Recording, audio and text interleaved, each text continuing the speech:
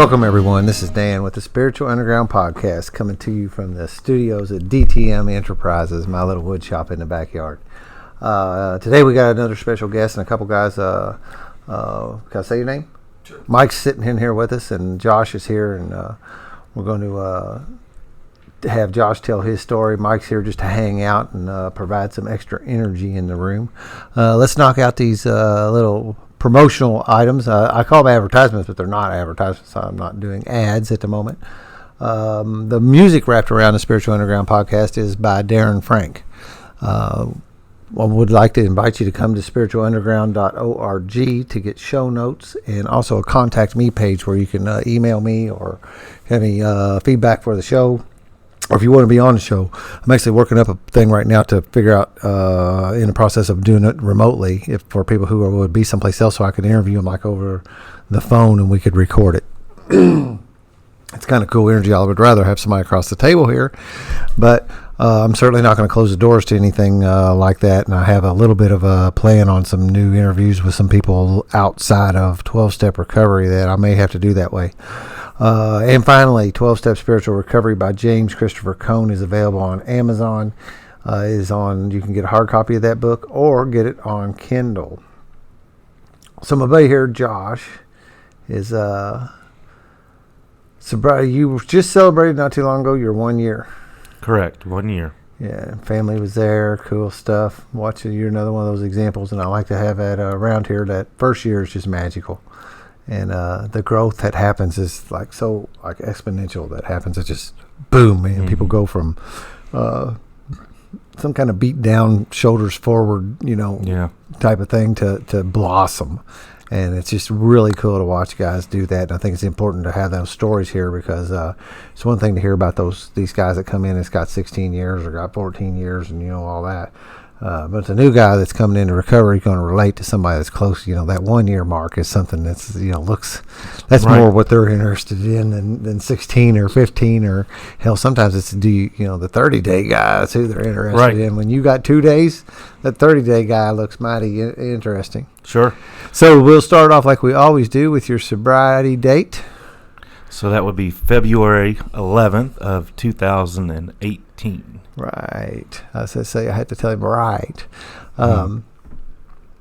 So we always go different ways with this. Most people start, there's three things I've learned, and we have the three elements that we say from the recovery annals that says what it was like, what happened, and what it's like now. What I like to do is make sure that we touch on some of our childhood stuff. Because I think most people, and it's been everybody that's sitting across the table from me so far, has agreed that they knew something was different before they ever took their first drink. Correct. And there's some kind of traumatic events back there, whether if you want to discuss them or not, that's one thing, or what detail we get into them. But I do think that's important to talk about. And obviously we got a little bit of a war story and identification time about how we started drinking, maybe first drinks, blah, blah, blah. Right. And then my most important thing I always like to get to is like after everybody has starting to have the miracles or what we call in the book promises happening in our lives, and I want to make sure that we touch on that stuff too. Sounds good. I'll say 1, 2, 3, go. 1, 2, 3, go. Yeah. Where do you want to start, man? Well, we were talking about my sobriety date earlier, and I was telling you that I really didn't. I knew what it was, but I'm doing it a little bit different because a lot of guys count their days. I personally don't count my days. I just know that the day that I wake up, I need to stay sober, and I have a program that I need to work. There's time in the bank that's there, and that's always helpful. But for me, it's just more about today's task is to stay sober and get through the day without, really taking somebody's head off. Yep. Keep my gut locked up. Well, we always say we only have 24 hours, right? That's right. One day at a time. One day at a time. Some of the internet things we go ODAAT, one ODAT. ODAT? Yeah, 1 day at a time, and that really is all we got. And that's also, how big. That's got a little bit of meaning about 1 day at a time. We kind of get that right, but it also is just staying in the present moment. Mm-hmm. Right. It's really, and I'm kind of nervous about. It's pretty safe right here. Right, it is safe. Two really great guys, two good friends of mine, and I'm nervous. And I've thought about that a lot today because the one thing that I'm really bad about doing is having expectations. I don't know if other people relate that or not, but for me, I always have expectations, and I find out that those expectations get me in trouble. Yeah. And I was kind of listening to some of the previous stories, and I'm like, wow, those are amazing, and and just heartfelt, and you can just hear the transformation of people's lives, and what we call the juice, and I think that's just awesome. So I really don't have any expectations today. Good. I just try to remember that, and I have no idea what I'm going to talk about or where we're going to go. Good. And I'm just going to let my higher power bring it out. Yeah. The great thing about this is that you should know your story. I should. I know some parts of mine are a little foggy. Right. Further down the path I get, though, in clarity, and I've said this too before, but the further I get down the path forward, the clearer things become. Also, the clearer some things become from the past too. So that's true. True. Kind of wild how you're waking up old things and you go, oh yeah, I forgot about that.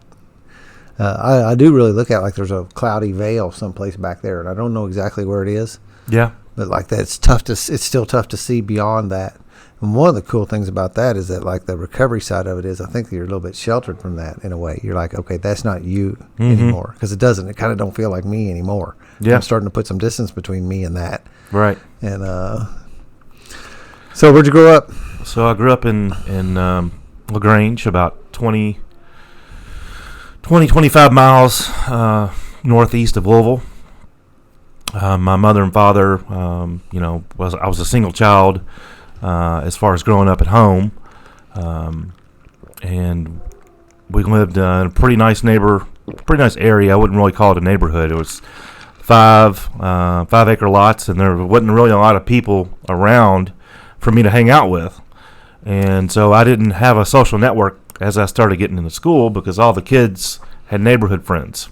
So I began to feel like an outsider as soon as I went to school, and I always thought that was the reason. And I'm sure it was a part of it, but excuse me. But we also had the part where I was isolating by myself, and it was I just didn't fit in with everybody. It was tough making friends. Didn't have a lot of friends in high school, all the way growing up through school. I have one good buddy that moved away to Grapevine, Texas in the 4th grade. And then I made really good friends with another guy who we've stayed. We're extremely close today, but we did take a little break in our 20s. But as far as that went, I wasn't very popular, and I didn't feel like I fit in. I really struggled with school. Had a hard time being a C student. Always did my homework. I always tried to prepare for stuff, but I just wasn't a straight A kind of guy. I was always in extended school services and so forth, and just trying to get a little extra help, and that worked. I did find that I had some success playing sports. Played soccer from a very young age, all the way through high school. I'm a big guy. I'm like 6'5". Yeah, I was gonna say, you don't strike me as a soccer player. Yeah, I was like 6'5", and I was a goalie. So I chose to play soccer because my dad has a lot of accolades in basketball, and the shadow is pretty big. And I remember going out for my freshman basketball team, and I got beat by a guy who it was going to be me or him because we both played fall sports, and the guy shot a left-handed layup with his right hand with his back to the goal, and I carried a resentment about that for a while. Yeah. And I decided I wouldn't go out for that again. So I had our team just wasn't very good, but I did have a really good coach that worked with me from middle school through my senior year, and I played high school soccer as an 8th grader in middle school, and I was a pretty good goalie. So I went through and did that, and I really enjoyed that because I was competitive. I'm a big guy, and I was athletic, and I I kind of felt more accepted on the sports playing field than I did in the hallways. Yeah. So I felt a little more connected there. Yep. We're always searching for that connection, and when they can't land someplace, sports is the one that, especially, a lot of people fall to. Right. Krista was on here, and she went swimming, Mm-hmm. and so others, I want to say, especially males, but it's not. That's baloney. Right. Yeah, all of us can find ourselves, we find a spot to fit in a ball team or band or someplace we're looking for a spot to land. Mm-hmm. We are. I remember when I was in, I was probably in, I love to play basketball too, but a friend of mine that I was referring to earlier, we used to always go to the University of Louisville basketball camp, and that was pretty fun because we were, in high school, and we got to go down to the dorms and spend the week and eat on campus and all that stuff, and I was down there, and something started happening with my stomach, and I couldn't really figure out what it was. No, I guess it wasn't high school. It was in middle school. It was like 6th, maybe 7th grade, and my stomach was just started being so upset, and I couldn't control my bowels. And we started joking because every time I would run down the court and play defense and run back down the court, catch the ball and shoot it, and I just had to keep running right on out the door and head straight to the bathroom. It got to be pretty tough, and I was going to the bathroom 15, 20 times a day. Wow. And I was 6'5", about 150, 55 pounds. I was skinny as a rail. And that brought some stuff up in me, and it's I have ulcerative colitis. I've had it since a young age, and I was always able to tell that my colitis was holding me back, and especially as I got older, because my body attacks itself on a regular basis. I have arthritis really bad because of it, and also have fibromyalgia. So I knew that stuff was holding me back because it was a direct relationship of the symptoms of the diseases that I have there. And I always thought that was the only thing. And as I started working the program, I realized that I had this thing called character defects that we talk about in the rooms. And that those defects had also been holding me back. So I got to learn about those, and it was freeing to know what they were. It was almost as freeing as when I found out that I had fibromyalgia, because I always hurt, and I've had MRI on my neck, my back, my shoulders, my everything. I've had a bazillion tests, and all the tests always came back negative. And it was always so frustrating. It was like, it's just your colitis. It's just your colitis. You're going to have to learn how to deal with it. And when it finally came back that I had fibromyalgia, it was kind of a relief. Yeah.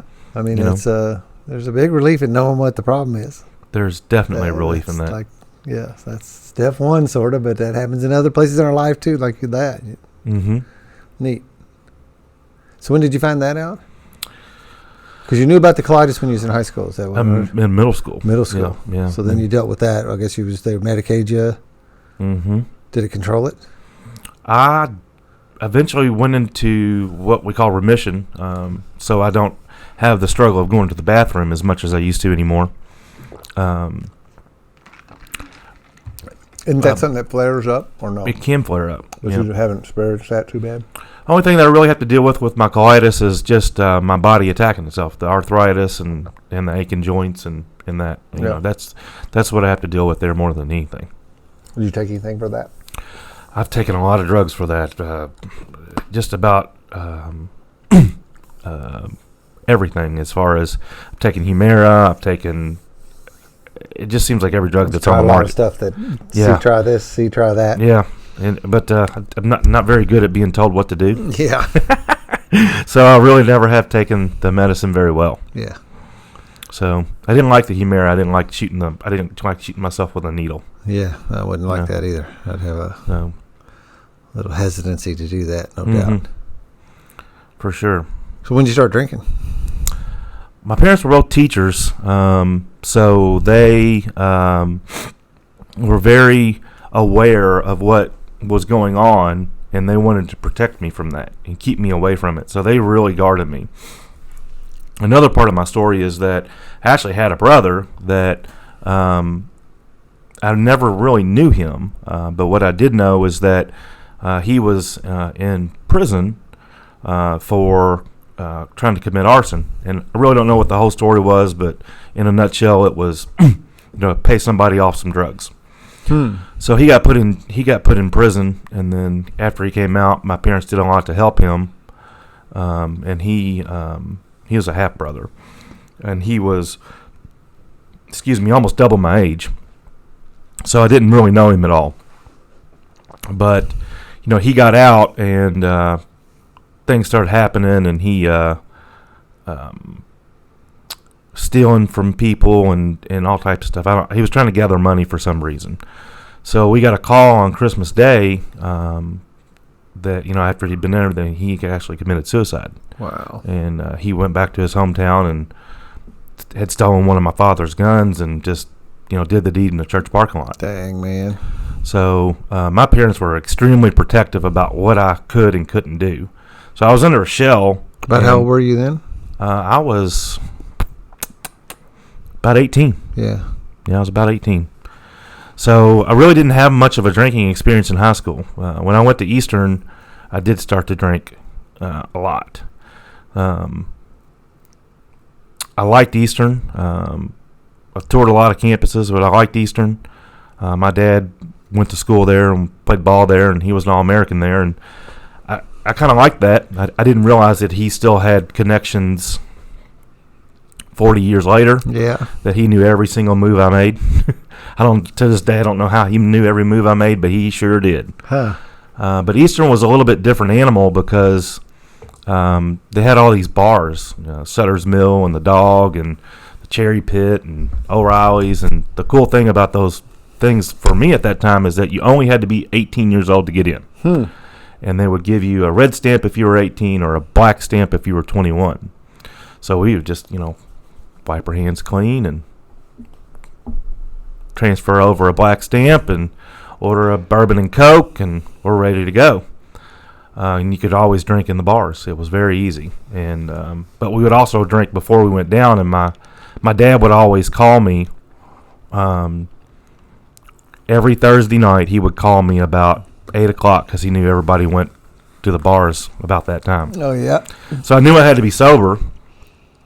And when he called, so I was. And then there was a guy from Somerset who kind of taught me how to chug whiskey. And I remember I would get like a half pint and kill it in two things and 2 gulps, and I was done. Head downtown, and we'd party till midnight and walk back to campus. We didn't really need driving. You could just walk. So Right. I really started, that was the start of my drinking career. The first night I ever got drunk, I remember, well, I guess I don't remember, but they had Remember said, the beginning of it anyway. yeah, they had said that I had like 8 shots of Goldschlager and a couple gin and tonics and maybe a couple beers. I really don't remember, but I had a lot, and that's a lot for anybody. But for somebody that doesn't have a tolerance, Yeah, basically kids. I was floored. I was just hammered. I don't really remember how I got back to. I don't remember how I got back to my room. I don't remember. I don't remember who.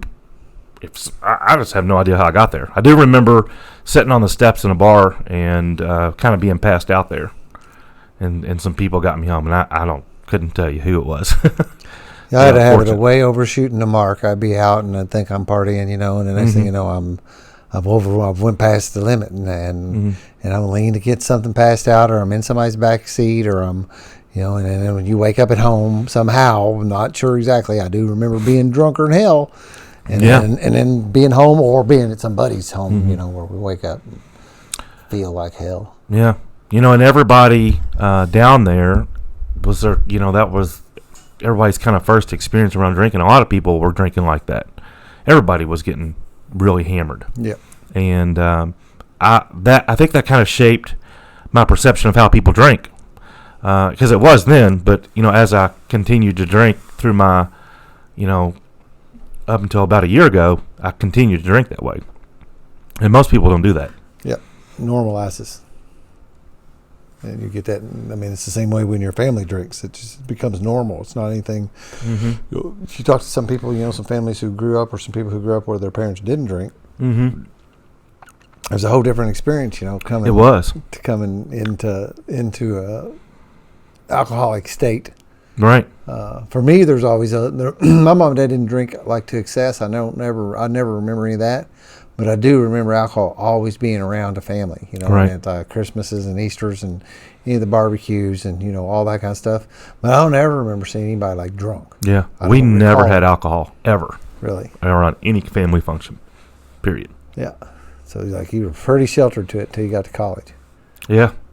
My father had always told me, don't drink because, you have alcoholism in your family. And if you don't. He warned you? Yeah. He said you can control what you put in your body, and if you don't drink, you won't be an alcoholic. That was his perception. Well, I mean, if you never if you really did stay completely abstinent, you might have something else go on. Well, I had a lot of the other isms, though. Like we talked about exactly. in my even the isolations and everything was my fault, and I was a victim of everything. There was a lot of isms that were there. I just wasn't drinking. Yep. I really understand that. I'm a full proponent of that, no doubt. Yeah, I heard someone toss the term around, dry drunk, one day, and to me that's just someone who doesn't drink but still has all the other isms. Yeah, and for me, there's more to my alcoholism than just drinking. Yep, a whole lot, no doubt. Yeah, it's a mental illness for sure. So I think you said you bounced around some colleges. Was it due to the alcohol? Well, my good buddy, we'll call him HB. He and I were really close, and in high school back then we had Kentucky Kingdom had just opened up, and we thought it would be a good idea. Which is an amusement park here locally. Correct. But it just opened up, and back then season passes were $29.99. Yeah. And as a 16, 18-year-old boy, I wanted to go there and go to the water park, and we wanted to chase the girls. That's why we went. For $30 for the whole summer, it was a brilliant thing for us to do. So we went and we had some fun. And while I was there, there's a big sky bridge that goes across the big loop that goes around the fairgrounds, because the park is actually at the state fairgrounds. And my buddy and I saw this group of girls. Let's see, there was 5 of them. 2 of us. We like the odds. So we started talking, and long story short, that's when I met my wife. Oh, was it? Yeah, and that was 94. So we dated all the way through high school, and we dated through college. And she graduated. I graduated a year before she graduated. So the first year I went to Eastern, and she was at home in high school. Second year I went to Eastern, and she went to U of L. Third year she went to Western, and I thought, you know what, I'm kind of tired of this partying stuff. I want to go to Western, and I want to I really want to focus more on my studying, because I did a lot of partying at Eastern, a lot. And geographical cure. Thought if you moved, you could. Yeah. And there's some validity to that to some extent, that you can knock off a pattern, but problem is, everywhere I go, there I am. Right. Well, and I think with me. Right. And I watched this video. I went through a rehab program, and they showed this video. Can I talk about the name of the video and who it was? It's on YouTube. I imagine. So it was Change Your Brain, Change Your Life, and it was about a guy named Daniel Amen or something like that. And it showed about what and how alcohol affects your brain. Well, so I went to, and this, back and forth a little bit here, but, I did that about a year ago. So it gave me an understanding of what alcohol did to my brain. Well, I went to Western, and back in college, to get serious about my studies, and I really studied hard. I really dove in. Western was a big fraternity thing, and I knew my parents were not going to let me join a fraternity. And they at Western, the fraternities don't want some strange guy coming to their parties. At least that's the way I felt.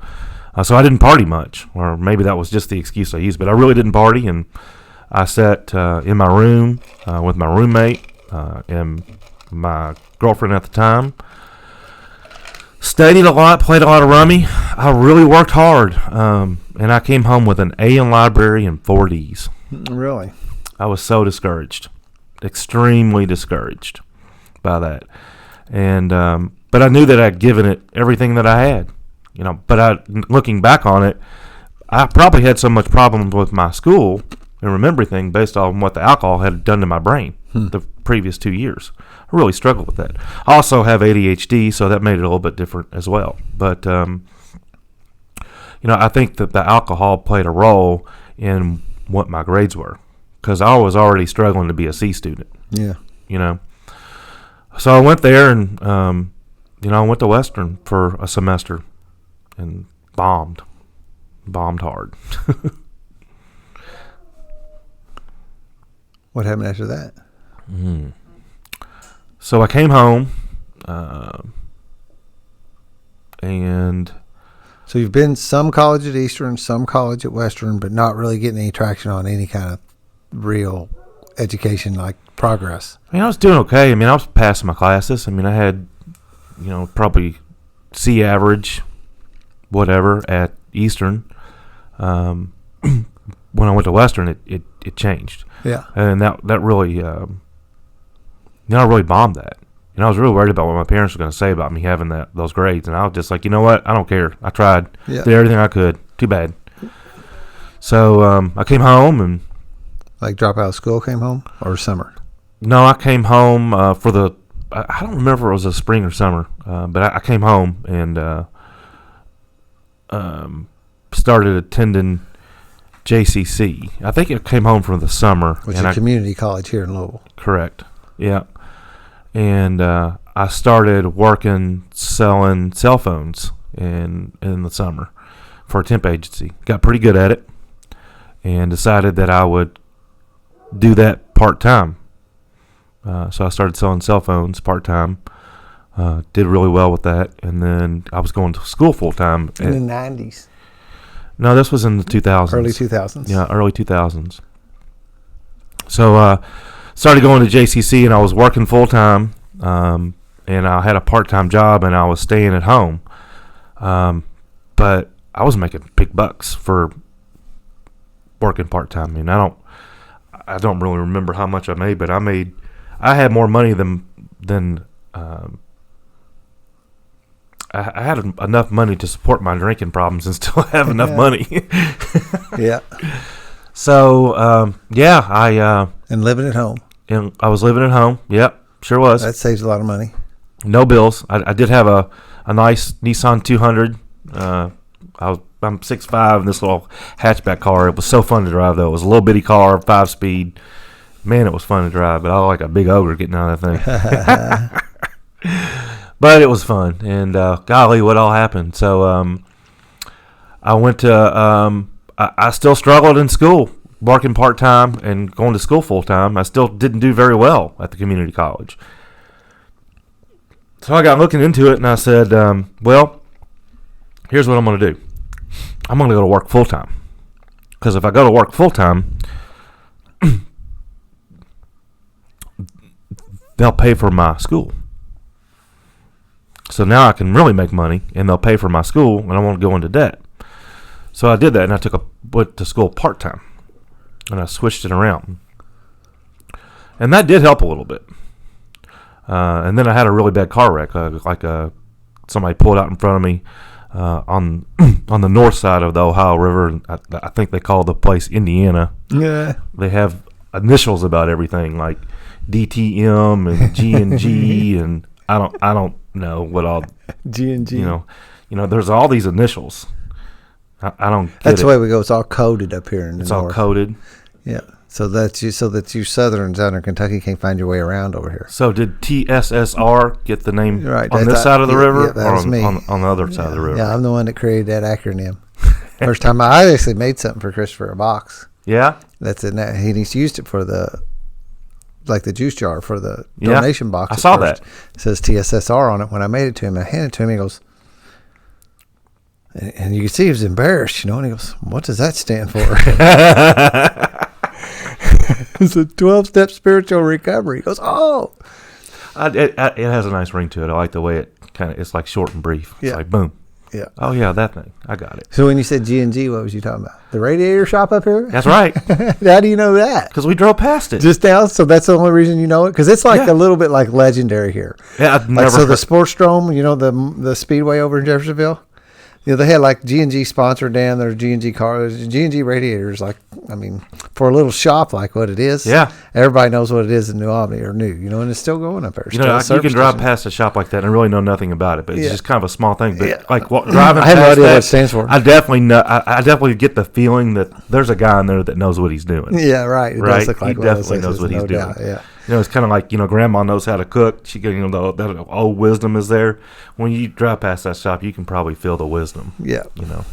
Yeah, no doubt. And there's, I grew up right here, and all those because there's little shops up and down through there. Right next door to it was a little real old-fashioned drugstore on the other side of the street there, and it was one of them little bitty drugstores, and had you go in there and get candy, and it's the only thing I ever got there was candy. Yeah, I think they may even had a soda thing in there. Really? Interesting. Yeah. Well, so I had this really bad wreck, and I got in that 200. In that 200, I totaled it. Guy pulled out and had it was a big pickup truck. It's kind of like a mechanic's truck. It had steel toolboxes on down the side, and I was getting on Interstate 65 over by Exit 4, and there was a road called Broadway. And as soon as I was there, the guy just bam, and that really jacked me up. And you were sober though.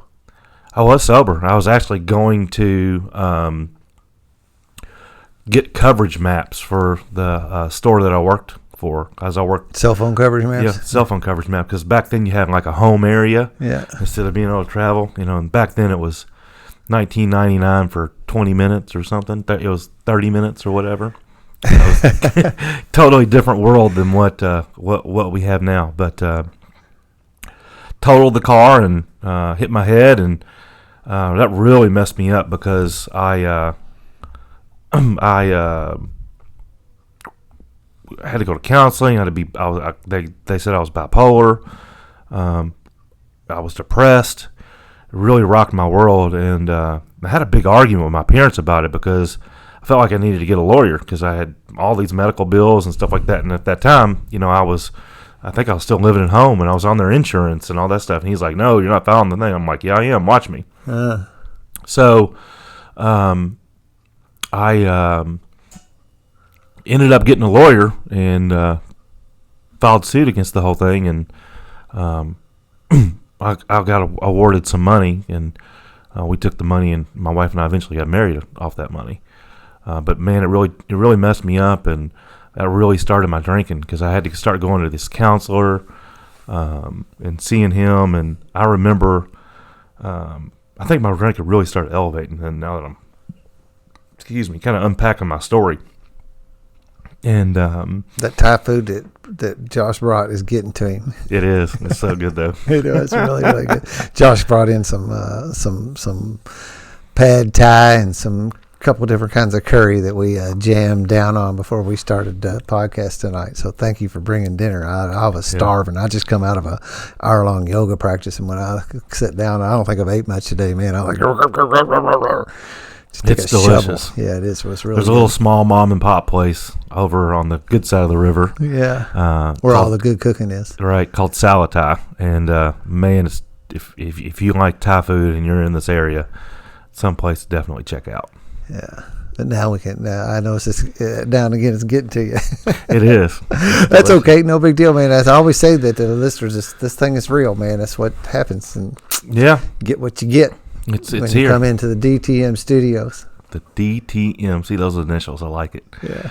So, so I had this wreck, and it totally messed me up, and I struggled, and I really started drinking a lot during that time, and I had to go see this counselor, and I was so freaked out about going to see a counselor, because to me and my family, it was, counseling was a bad thing, and I'm a man, and I don't need this type of stuff, and I should, I'm not supposed to have feelings and all that, but my feelings were out of control. I remember I was completely out of control. My sales numbers were almost 200% of goal every month for a year and a half when I was selling phones. And then the month after the wreck, it had dropped to less than 80%. Wow. Totally messed me up. And, and you talk about ironic events. So my manager at the cell phone store was the daughter of the guy that my brother tried to burn his barn down. Oh, yeah? Absolutely. And I think that was a really great opportunity. And we didn't know until I was hired, and, we were kind of several months into working together. And, we have I wouldn't say we have a friendship today, but we're still connected via social media, and we had a 20-year get-together reunion not that long ago, and she couldn't make it. But what was important to me out of that was that I got to learn a little bit about her and who she was and what her family was about, and I think she got to learn a little bit about me as well. And so that was just always real interesting, that happened. So... So going back into all this stuff, I really did struggle with the alcohol. With alcohol, that's what I really started drinking hard there. But looking back and unpacking my story, the one thing we talk about in the rooms a lot is fix, manage, control. And I think that as you listen at the stuff that I talked about, I was really trying to fix, manage, control everything in my life at that point in time. The drinking had started, but that was right there. Had no clue. Juggling. Yeah. Fix, manage, control. Crazy. How old do you think you were? You weren't married yet? No. So let's fast forward up to that. You drinking and... So, I'm not forward, but take me from with this job and this So that would have been around 01 or 02, because I took my wife, when she graduated from Western, I took her on a trip to Myrtle Beach. And I remember flipping out on some guy in the parking lot at a grocery store down there, because he looked at me funny. I was ready to rip his head off. I don't even know what happened. So that was probably 01, maybe not even 01. 2000, maybe, somewhere in that range. Yeah, was that just rage, or is that drinking? I think it was just a result of the rage. And, I'm sure drinking. We were drinking and stuff at the pool, but we were kind of just had beer. I was a bourbon guy. I didn't like beer. It made me bloated. I always drink bourbon. So we got married in 2002. And you're gonna just, I have to say this. You've got me here. We got married at a small Methodist church on Silver Street in New Albany. Did you really? We sure did. Silver Street's just right there. Yeah. Just 2 blocks over. Yeah, and then there was a reception hall. I can think of 2 or 3 churches on Silver Street, and that's it. Yeah, it was Silver Street United Methodist. This one on the corner. I guess. Haven't been out here really much since then. Yeah, and then we had the reception at the Robert E. Lee. Really? Yeah. How come? Is it her family from New Albany, or? No, well, we wanted an October wedding. Yeah, and that's where the places were available. Yeah, and it was one of the places that was available, and we booked it. And, we looked around everywhere for venues, and back then that's the First Assembly of God up here, I think is what they call it. It didn't have initials? I don't think so. Oh, okay. So, there's Robert E. Lee, that was up here. So, that's where we had our reception. Retirement home now. Yeah, that's what it was then, too. But they had this big banquet area. And Finger food sandwiches were all like $11, $12 everywhere we went and looked. And here we could have, my wife was a very picky eater, so we had a full, like, fried chicken, mashed potatoes, green beans, corn, all the country fixings, whatever you want to have, and it was like $14 a person. And they had we had an open bar, and they gave you your first keg for free, and I was like, okay, let's do it. So we did it. Yeah. And we found out a little bit later why the date was available. So they have a special event here in New Albany. I'll let you talk about it, but it's called Harvest Homecoming.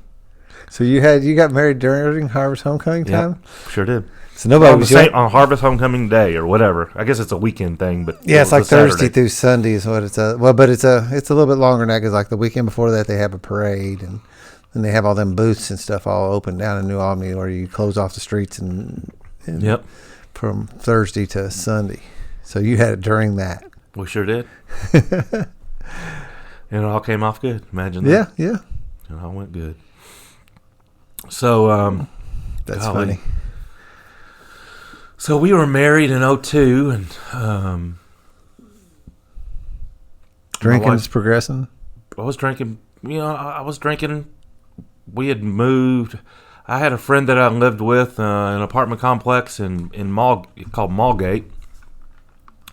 He and I lived together, and I was working at the cell phone store across the street from the Oxmoor Mall. So I was really close, and as I moved in with him, we drank a lot. We were 21, and we had our bar routines down. We were, Monday night was Yucatan Liquor Stand. No, I'm sorry, that was Tuesday night, Monday or Tuesday, I don't remember. Wednesday night was Phoenix Hill Tavern. Thursday night was Bar Louisville. Friday night was Bar Louisville. Some nights Friday night we'd go to Eastern. We would just be around. Saturday night we'd go out. We drank a lot. Played poker. One thing I can remember is when I didn't drink every day, and I basically just drank on the weekends. Yeah. But it started collapsing on me, and I added Thursday to the weekend. Right. So then I started drinking Thursday, Friday, Saturday. And then I started drinking on Sunday because I drink while I was watching football. Guys were watching football or racing NASCAR or something. Right. That made a good enough excuse to start drinking on Sunday too. And and it just collapsed. And the next thing I knew, I was just all of a sudden drinking. I looked up and I was drinking every day. Yeah.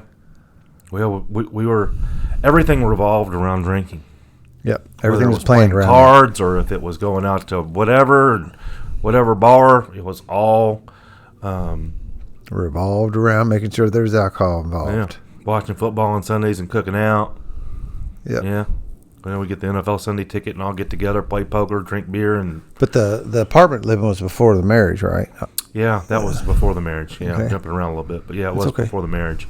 So then my wife's father passed away from lung cancer, and then my buddy and I, we, he moved in with his girlfriend, who's now his wife as well. And they started living together, and then I moved in with my wife and her mom at their house because I was trying to help them out a little bit and, just kind of mowing the yard and doing things that needed to be done. And eventually, her mom got her own apartment, and my wife and I got our own apartment, but we were still real close. And we were there together, and we would hang out and do things, and still a lot of stuff revolved around drinking. She drank too. Yeah. But we had been together for so long. We were always a big advocate of. And I'm still an advocate of this today, is that I want her to have her life outside of me, and I want to have my life outside of her, and I also want to have a life together. I want her to be able to go out with her friends and do things with her friends, and yep. I want to go out with my friends. Yep. So I used to go out. We were living together, but I started going out to the bars a lot then with a buddy of mine, and we were just really big into shooting pool. And we would go out after work. We worked together. We would go out to work and go out after work together, and get there at 5:00 and leave at 3:00 in the morning.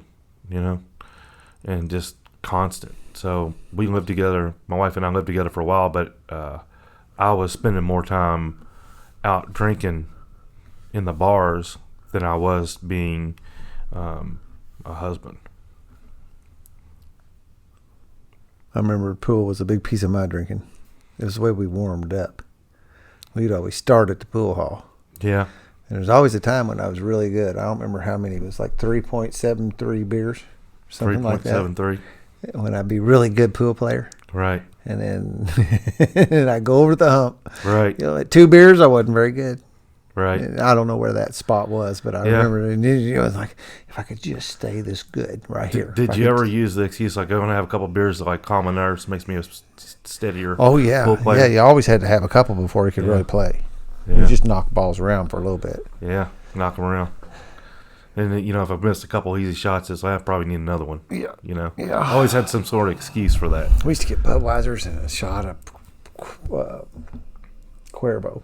Wow. Jose could get another Bud, 2 Buds, 2 Cuervos. And we'd sit and, you know, you drink the tequila and then finish the beer and then order another. Wow. And shoot pool. Until you could, you know, and then there'd be some points, you know, there where it's time to go move on to whatever's next, because this was just a little down-home New Albany pool hall that you could get started at and get going and then move on. And a lot of times we'd end up back there, like in the middle of the night, you know, there was already everything else was all kind of done. Plus I was like getting a little bit closer to home. Yeah. And you didn't have so far to drive. Mm-hmm. Oh, there was a bar down at Mid-City Mall, which is on Bardstown Road here in Louisville, and there's a little bar. That kind of little back corner, there was a little back door that went into it, and there was a lot of really good pool players back there at the time. And back that time, you could smoke in the bars, and you could barely walk into that pool room without. I mean, you couldn't see anything in front of you because there was so much smoke in there. Yeah, I remember that too. But the pool tables you could find good games on the pool tables there. Yeah, and but I didn't like beer. Never was a beer drinker. Every now and then, I would have a beer. Maybe I like a Guinness. I like the darker beers. Didn't really like the carbonated beers very much because they always made me bloated. So I couldn't really drink them. So I would get there and just start drinking bourbons. Like what? Like how? Oh, bourbon and diet. And some kind of soft drink mix, cocktail. But that specific bar pours their drinks extremely strong. And, you know, gosh, I would walk out of there with I think at the time they were $250, maybe $275, and I'd walk out of there with a $60 bar tab, easily, and then drive home. How I never got a DUI, I have no idea. Yeah, I never gave well, I did. I had 3, but but I had 2 before I had one at 16 and one at 19. And then again, another one until I was 38 years old. Wow. But hey, but I got pulled over a lot of times. Yeah. In past field sobrieties, or get told, I was close enough to home. Right. They just tell you, go on and get your ass home. Mm-hmm. My buddy and I, oh man, he was such a good buddy, and we're not close anymore. We haven't talked in a long time, and I do miss him dearly.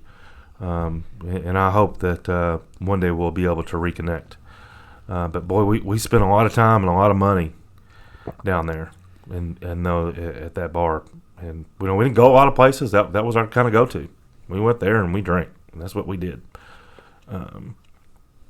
But that was like Monday night, and then we maybe go out on Wednesday, and then we go out on Friday or Saturday. And he and I were both doing that. But at the whole same time, I'm a married guy. Wasn't really out trying to pick up girls and stuff. If they were there talking, sure, we'd talk to them, but I wasn't trying to do any of that. I was just going out to shoot pool and get drunk. That's what I wanted to do. And then, I would come home. And, but that many nights a week away from my wife at home, and we're newlyweds, I was full force going. Probably could have been doing other things on those nights. Sure. But I was working all that time too, and had to be at work at 7, 8 o'clock in the morning. We can go out party at 3 or 4 in the morning, come home, get a little sleep, get up, go to work every day. And I think that there's a really big misconception that alcoholics don't have willpower. Yeah, no doubt. Have you ever heard that? We always talk about that. It's a lack of willpower, or not. Will be put on us, or people will be in here that think that just not. If they would try hard enough, they'd be able to stop drinking. Right. Yeah, and you talk about the willpower, drag your ass into work when you got one of them thumper fucking headaches and your eyes look like Wile E. Coyote after he gets run over by the train. Right. Willpower. I can fast forward on that just a little bit, but later on in life, my wife and I, we had 3 kids, and I do a lot of coaching. And so I would always coach 3 different teams of soccer at the YMCA. And, I would stay up till 3 o'clock in the morning, drinking half a fifth of bourbon, maybe more, smoking a pack of cigarettes. Had to be at the soccer fields at 8 o'clock in the morning to coach soccer. Yeah. Never missed a game. Yep, man, you're right. That's why the other thing says once they harness us and we get us on the right track, we're hell of workers. That's true. Most of the time. Yeah. So let's progress the disease along a little bit. As you got married and you're still drinking like that. You're going out every night after work, probably telling yourself you deserved it, right? You worked hard. Yeah. Yeah, I mean, I drank over good stuff and bad stuff. Any decision I needed to make over. You're just if you're married and that kind of stuff, you're doing some kind of head game to not go home. No, my wife was. Was she not there? She did. I was very honest. I'm gonna go out and go drink. She didn't. It was okay. Yeah. Well, I meant with myself. How do I justify not going home every night? You got to know that this married thing, unless that wasn't modeled for you as a kid, that's not what your dad did. No, they were home together. So there's something going on that told you it was okay to leave after work and not go home, I guess, and then go out and drink. Well, I just wanted to do what I wanted to do. Yeah. Yeah. The self. Most people men say that they've worked hard all day by God, and I'll go when I get off work, I'll do what I need to, what I want to do. And a lot of people, this is like, I'll come home and I thought, I bust my ass all day long, man. I deserve a drink. No, you have no rationalizing that. No, I just did what I wanted to do. If I wanted to go out, I went out. When my wife didn't bother me about it. It was just like okay. My wife's very laid back. That's not one of the most vibe things I got towards the end. Huh? That's not the vibe I was understanding towards the end. Yeah, no, my wife is very laid back. She's one of those people. If you can't get along with her, you probably can't get along with too many people. She's very easy to get along with. Real soft spoken. My first girlfriend, we're still kind of in contact. As I talked about all the soccer games, my first girlfriend and wife ended up having kids on the same team, and I coached with her husband. But my very first girlfriend, she had a very strong personality, and I knew that just didn't mix for me. So one of the things that really attracted me to my wife was that she was kind of quiet and kind of easygoing, and that's still an attraction for me today for her, because she just doesn't get ruffled about some of that stuff, to kind of let me do what I wanted to do. Yep. So, you had a couple kids. Yep. We had a couple kids. You drank right through that. Yep. Night that my daughter was born, I remember I was sitting down to watch a replay of a Kentucky versus Georgia football game, and I just poured myself a bourbon. And it was late at night, the replay was going, and she went into labor, so we had to go to the hospital. Looking back on that, I guess higher power thing, we talk about the higher power a lot, and I had poured the drink, and maybe I'd had a sip or two, but I hadn't had enough. I hadn't really had anything, versus had that been 2 hours later, I'd probably been several deep into my bourbon and coke. And that would have been a bad situation, because how would I have gotten my wife to the hospital? Yeah. So that there was something there that really, really had my back. So first child was born in 2002. No, let's see. That's not right. Hold on. 2006. First one was 6. Second one was 8. Third one was 9. 2006, 8, and 9. So we had kids, and we were still living in Bullitt County, and her mother was living with us at the time, and I just drank. There I would start building fires and hanging out outside and drinking, and still go out to the bars and drink and all that. And then we eventually moved into Jefferson County, and a buddy of mine that I was always going out with, he got a DUI. And, that was kind of a wake-up call for me. I didn't get the DUI, but he got one. I was like, I don't know about that. I don't want to get that happen. So we started, fixing, managing, controlling again, and all that went away. And after he and I quit talking, he was my go-out drinking buddy together. I have a couple other buddies I was really close with as well, but one of them lives out towards Shelbyville, and, I was kind of in the J-Town area, which, that's probably, a 30-minute drive from each other. But I started sitting at home, and I got myself a hot tub because I was always hurting over all my ailments, and started drinking a lot because I kept drinking. I started using that excuse. I'm hurting, so I'm gonna drink. I'm hurting, so I'm gonna drink. As long as I get up and go to work, I don't have a problem. Right. As long as I'm not hiding my liquor, I don't have a problem. Yep. Because I never really did hide my liquor. I just had it there, like, here it is. You can't call bullshit on me if just throwing it right out there. So, I moved. I started spending time by myself, alone, in the hot tub, drinking almost every other night, half a fifth every other night. I was drinking those, those big tumbler cups, and it was, I think I used to measure it, and it would be, 8 or 9 shots, and no, that's not right. Maybe it was 3 or 4 shots per glass, which ended up being 9 to 12 shots a night or something. I don't know. It was always end up half a fifth or 3/4 of a fifth, pretty close. And I would just sit out there and manipulate my wife to come with me. And the thing about me going out to get in the hot tub, most people think, well, hey, you go out and sit in the hot tub for what, an hour. I was out there for 6 to 8 hours, sitting in the hot tub, drinking 4,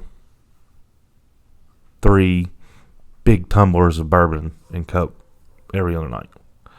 And my wife was like, I hate the hot tub. I'm tired of getting in the hot tub. I don't want to sit in the hot tub. And then she'd eventually just kind of quit coming out with me as much. Yeah. And I was isolating. I was drinking more. Yeah.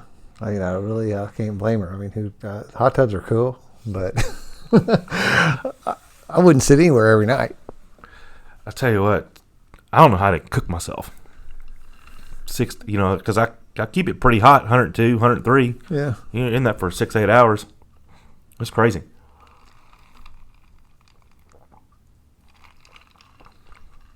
So, started isolating there, and all these problems start showing up.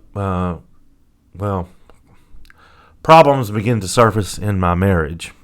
And she's not happy, but she's, I am so centered on myself. As long as I'm doing what I want to do, I thought everything was going well. And I was totally blind to the fact that she wasn't happy. I was blind to the fact, and I missed that she really wasn't telling me about her day anymore. Because she used to tell me about her day, but every time she would tell me something, I would start telling her what to do and how to fix it and what she should and shouldn't do. And that really started rubbing her the wrong way. So she started to be quiet. And I didn't even notice she wasn't talking to me. She would just say to me, we would talk about, the sports game of the day that whichever kid was involved in, what was going on at work. She always kept me talking about myself. That was wonderful for me because I love to talk about myself. And just totally missed the whole fact that she was tuned out, Yep. And she came to me in September of 2017 and told me she wasn't happy and that she wanted to separate. So then I went into fix, manage, control mode, and I was like, let's fix everything. So all the stuff that she wanted me to do, she was complaining about me being critical. She was complaining about all this stuff, and we had been going to see a counselor together for a while, like maybe 3 or 4 years. We've been seeing this counselor who we really thought was great.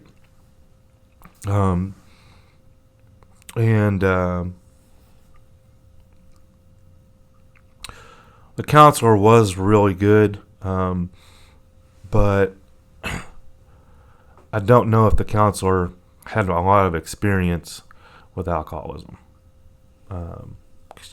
They talked to me a lot about, hey, just try to control your drinking, or okay, if I want to stop drinking, then what do you do? And it was, hey, you can work with me on it. We can kind of do that here. Or, you can go to a facility. Looking back on that, she never did say, hey, go check out an AA meeting. Go to a couple of AA meetings. And, excuse me, I don't know. And I probably would not have been open to hear that at that point in time anyway. But so she tells me in September of 2017 that she wanted to separate. That was pretty crushing to me. This is my sweetheart. I always cared tremendously for her, and I didn't want anything to happen to our relationship. And I was like, well, just give me a little bit, we'll fix it. So, let's just say I've always looked at it like a piece of pie, and there was 8 things in 8 slices of that pie, and she wanted me to fix 8 of them, and I fixed 7 of them in my mind. But I didn't fix the one that was the drinking. And I didn't realize that the drinking was kind of like the cherries that went through the whole pie. Yep. And so, I thought things were going well. Okay, I fixed all this stuff. I'm not this way. And, my ego's taking over. And I'm like, this is great and we're doing fine and blah, blah, blah. And then I remember she had a counseling session with the counselor, and come to find out that the counselor and her had kind of been plotting her separation from me for a while. I would see the counselor by myself. She would see the counselor by herself. Every time I would see the counselor would say, "So how are things going at home?" And that would be it. She wouldn't say anything. But while they were having the other meetings with her, they were planning the separation. So she had been to the counselor, and she came home, and she told me that, she didn't sell anything to me. She didn't say anything to me. And I remember that I was just picking this vibe up, and from her that there was something bothering her, and it pissed me off that she wouldn't tell me what was wrong, there's my ego stepping in, like, he or she not to tell me what's going on. I'm her husband, and she needs to tell me what's going on. And I had that whole thing. And then I played the victim card, and I went down. We have a bedroom in our basement, so I went downstairs to sleep in the bedroom for a couple nights, and just, I'm gonna show her I'm the victim here, And I don't remember how it happened. I don't remember if it was through a text or something. She was upstairs and I was down in the basement, but she came down one night and she told me, that night, when my ass hit the fire was, she told me, she was like, okay, well, here's what's going on. I'm not happy. All this has happened. We've had time to fix everything. I want a divorce and I want to leave you. At this point in time, my wife... So, like, just to back up a minute, you was really showing her something when she wanted to get rid of you and you were going down to the basement to sleep to punish her. She's that is happy. funny. She's probably happy you were gone. That's Yeah, what's right. Because the I've been point. drinking, probably been out in the hot tub, all that stuff, and having that good drunk snore. And Yeah, go on downstairs in the Yeah. guest bedroom. That's just fine with me. she didn't want to be around me anyway. Yeah. She really So okay, didn't. she presented you with this divorce thing, and Yeah, and golly, it. I again was so stuck up in myself, I didn't see what was going on, and that hit me. I felt like Mike Tyson walked in the room and just leveled me. I was totally shocked. yeah, But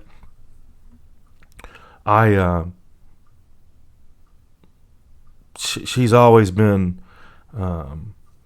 important to me, and there was no way that I was gonna let her go. I thought I could get by with drinking and it would be all right. But at that point in time, I realized that if there was any chance for me to salvage our marriage, that I had to stop drinking.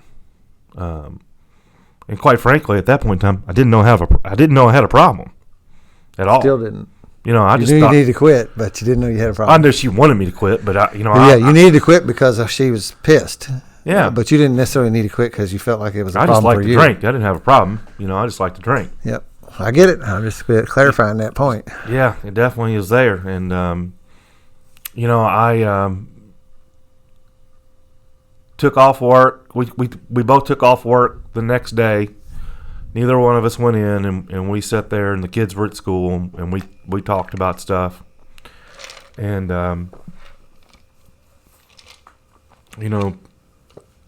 probably beat it to a dead horse. I don't know if anybody else relates to that, but boy, I can get on something and just kick it and beat it and talk about it till it's dead. Yeah, And so we did that day, and kind of got somewhere, and I really understood that. Okay, I was going to have to, the drinking was an issue. So she made that point. She told you this is the deal, Josh. she It's told the me drinking. she told me the drinking was, and she wasn't happy with that. But drinking was part of the issue. Part, but what was the issue? She just wasn't happy. I don't. She didn't give you any kind of stuff. Like you were never there. You're not emotionally available. You're. I was critical about everything. She felt like she was walking on eggshells. She didn't know what type of mood I was going to be in. Our book talks about Dr. Yep. Jekyll and Mr. Yep. Hyde. She had no idea. That's what I'm getting at. What are some of these things? Oh, yeah. I mean, she... Because it usually really, just again, the drinking is just that symptom thing, right? Correct. I mean, it's the rest of that stuff that, if we could somehow drink and not piss them off yeah. and do all that, that wouldn't be a big deal, So it's the behaviors and the actions and the way we shut down and we're selfish, self-centered and all that that's wrapped around the drinking that tends to be the problem for us and others. I really don't know how she stayed with me as long as she did, because I was such a critical person the whole time. Well, y'all are lifelong sweethearts almost. Yeah. I mean, and you get that's another one of them things, man. You're like, I'm sure to some level she kind of a little bit felt stuck. she thought everything was her fault. Really, I'd really done a lot to convince her everything was her fault, and she felt that way for a long time. But hold on, let me clear this up a second in my head. I was just really hard to be around because she didn't cook a lot, but when she did cook, I would fuss at her for how she was cooking the meal. yeah, Like she didn't do it the way I wanted her to do it, so she would be in trouble, or discontented. very, yeah, or why didn't she bring the trash cans up? When Irritable. She got home? Yeah, and I was mad about it. And I wasn't shy about letting her know about it either. So I was always kind of ripping her head off, Okay. and So where we go with the divorce and that? so the next day, the following day, so that was a Thursday we both took off. The Friday, the next day, I had a job that I was working that I didn't want to be at, and I just knew I just hated it. It was totally demoralizing for me. I was doing some sort of door-to-door sales, and I don't want to get into talking about that company. But I was doing door-to-door sales, and I just was totally miserable, and I really didn't care if I had the job or not. I just didn't care. Like, they could fire me or not. I'd go on about it. So that Friday, she went back to work, and I drove myself around and went to several different rehabilitation centers in Louisville. And drug alcohol treatment centers. Drug and alcohol treatment centers here in Louisville. There was one down, I don't even remember where it was. It's so foggy. All those locations, really. The timelines and the exact locations don't matter, man. Yeah. Well, they did to me, though, because, I went to all of them. And I went to those. And you didn't listen to the story and to the context of it, the exact location. Yeah. So I wouldn't worry about being able to, come up with it. Yeah. Well, I went to one that was downtown, and I was really shocked by the way that people looked, because I didn't look like any of those people. I was like, I don't have these problems. And whatever. Like a healing place kind of joint or something that was more on that. That's it, exactly. Yeah. I went there. And I hung out down there for about 2 hours, and I talked to a guy down there and yada, yada, yada, and he was like, check yourself in. You just need to check yourself in. We've got this program. This is what's going to happen, and blah, blah, blah. And he was like, no way. I was like, these mattresses, good stubborn alcoholic. I knew what was better for myself, But I did not go there, and the last place that I went to was, where I went. Can I talk about that? I think I can. Yeah. Yeah. So I went to. It's your story, man. I checked into. I went to the Brook on DuPont. There's some places would say all advertisement is good advertisement. So I went there. Some free ads here on the podcast if you name them. Well, I went there, and I did the assessment, and based on their assessment, they had these two different options. One would be an inpatient thing, and the other one would be an outpatient thing. And I like the outpatient thing. That sounded a whole lot better to me. I knew the world couldn't do without me. Yeah, 9 to 12. I was ready. Take me off the streets, man, and the world will collapse. I got to be outpatient. Well, especially coming from the healing place. Yeah. Where they were telling me I was going to be committed and all this stuff for quite some time. 9 months or something. And they said 9 to 12. I was like, I'm in, because I'm really only doing this at this point because I'm going to prove to her that I don't have a problem. Yeah. So let's see. So I think that that Saturday night we went out and I got another pint of bourbon and I drank it. I was like, is it all right if I go ahead and get the one more pint? Now, the total alcoholic here, right? Because I want to go get the alcohol and drink the alcohol that's causing a problem in my marriage for the reason she wants to leave me, but I want to go buy some bourbon. But I rationalized that because I only bought a pint. And, I am surprised that I didn't go full blast, drink a fifth that night, and be smashed to the wind. I drank the pint, and I had a nice little buzz, but that didn't do a whole lot for me. Then that Sunday, sobered up and got my stuff together, and the following Monday, I checked myself into the Brook, and they had all these rules and told me what I had to do, and, I was like, all right, and then I'd walk in and get there early, because I don't like being late. Even hungover, I didn't like being late. Didn't like being late to work, wanted to be early. So I got there early, got myself some coffee. Everybody comes in and sits down. I'm looking around. I'm like, okay, well, yeah, blah, blah, blah. Looks better than downtown. We'll see what happens. I'm not like these people anyway. And then this guy with this big bouncy step comes walking in the room. He's got this big pushed back, lightweight, fuzzy hair and the biggest freaking smile. And like he's just walking on whatever. I'm like, geez, oh, Pete, look at this guy.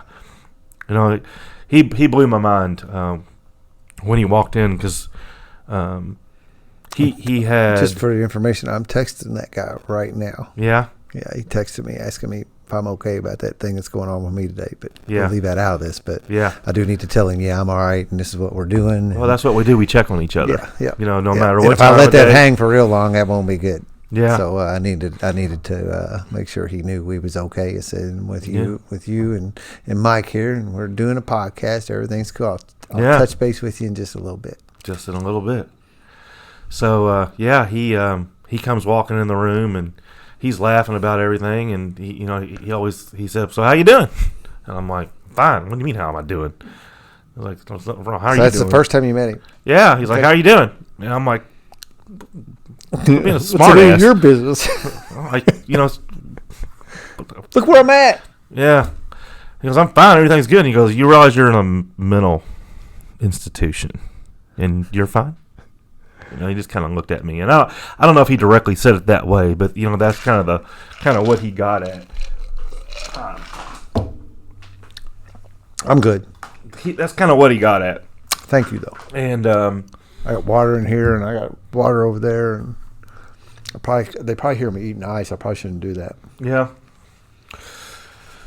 Well, So he poked you a little bit. we talked, and but when I got there, I met a lady that was at the front counter there, and she told me, she's like, go to some meetings and intently listen to what they have to say, and see if you can hear anything that you relate to in the meetings, and when you come to class, see if you relate to anything that people say in the class. So I was there, and I think it was a 4-week program, and the first 2 weeks, I was just totally doing it, and I was listening. I was being very observant, but I kept telling him, I was like, I'm paying attention. I'm just listening. I'm just trying to figure out, if I had this or not, because I don't really know. I'm trying to make my mind up and get my own information. And he was basically like, bullshit. You're not taking any of this serious. Now, he is more professional about it, but I got the message, and the message was bullshit. And but it really wasn't bullshit. I mean, I was intently listening to what people had to say, and trying to come to my own conclusion of where I was at.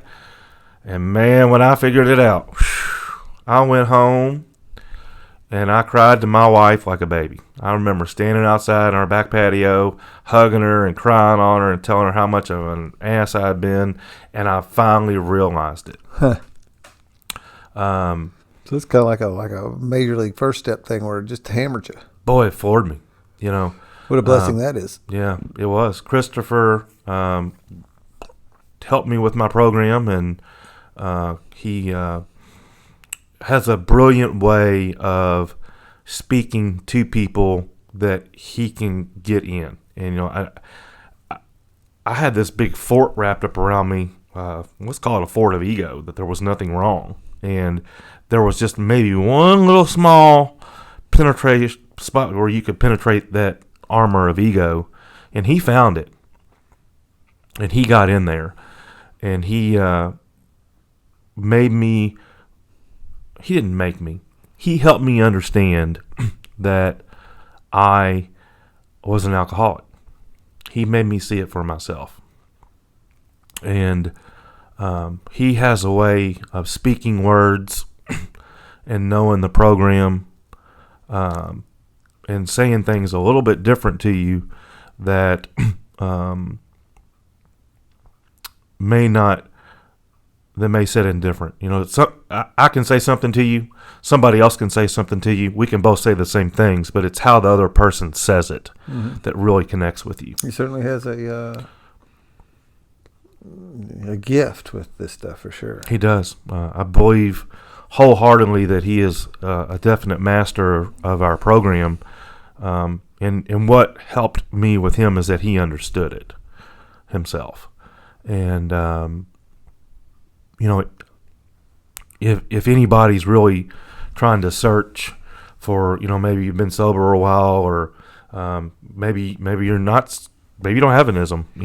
He has a new book that he's put out, and Dan has talked about it in the beginning of the podcast, and I'm sure he'll talk about it again here later. But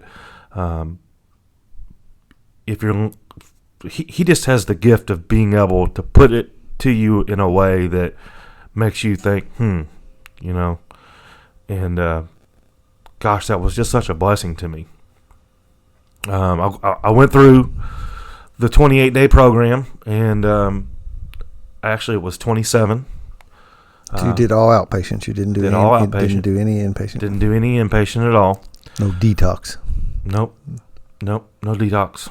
No, I wasn't a drug fan. Never really was into marijuana. Yeah, well, a lot of people have detox off of alcohol. Yeah, right. Because, I mean, that's one of the questions I usually ask people pretty quickly. One of my first top three, you know, when I get with somebody is, can you stop drinking tomorrow? Can we not have a drink tomorrow?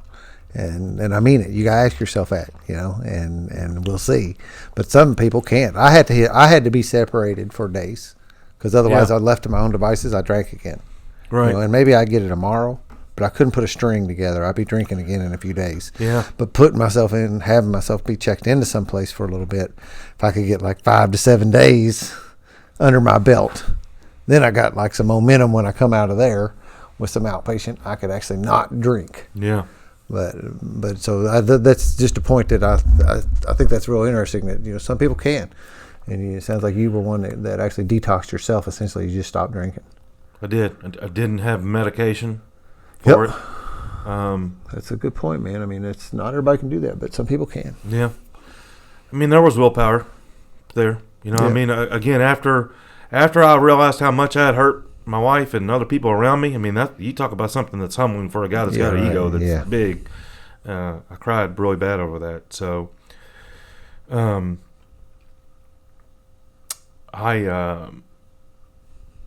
had my ILP. I did 27 days. A previous employer that I had worked for 3 or 4 years prior to that had called me, and it was under new ownership, and they had asked me to come in for an interview to come work again, and so I did my interview after ILP, and I don't know, like I did it like it was a day of ILP, like it was probably like day 20 or 21, and I'm going to my interview directly out of ILP rehab.